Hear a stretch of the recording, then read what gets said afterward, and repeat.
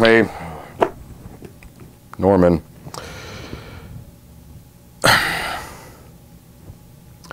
This is the Pulpwood Queens Tiara-Wearing Book Sharing Guide to Life, which Geoffrey insists I have to read with a southern accent. This is a letter. Dear Margaret, I just finished your book, and my first thought, quote me on this is the best book I have ever read. I wept openly as I finished the book, and mostly because every sentence, every word, I lived those experiences, and you have truly captured my era. I also cried as I did not want the book to end. Now I have to go back to the beginning.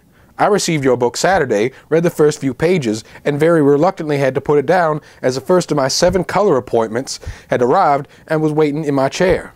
As I always do, after I got this new high school majorette client settled and into the routine of color foil highlights, I started to tell her about the book. I showed her the cover and let her read while I foiled her hair. Next client, my niece, same thing. Then I had a whole crew of my high school daughter's friends who all came in together to get their unique colors done. As I was foiling Adam's black and deep crimson foils, I asked Lindsay, whose color was processing, to read from your book. She started at the beginning with, January 1, it rained today. We were going to the movies. By the time she had gotten to the second page, all the kids were laughing and hanging on every word. Now I was doing color on Adam, 17, Lindsay, 15, Mallory, 16, Emily, 16, with their friend Nick, 17, watching.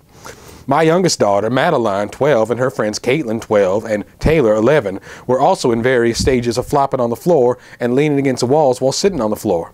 I had a shop full of teenagers, and they weren't just listening to your book, they were having the time of their lives. By the time you got to saying the word shitty crazy, they were hooked. I have never seen kids have so much fun hearing a book read aloud. Now I'm crying as I write this because of your book. I have had the best 2 days of my life. I was able to time warp back to when I was a teenager, just turned 50 and hot flashing, and I was able to be included in my teenagers and their friends' lives.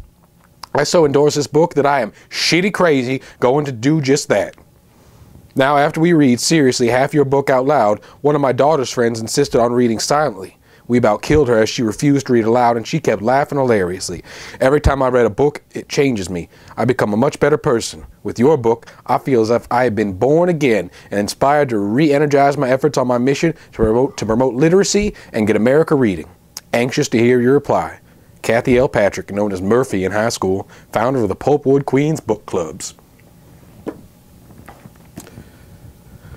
My brother fucking hates Hemingway, but he gets a kick out of this shit.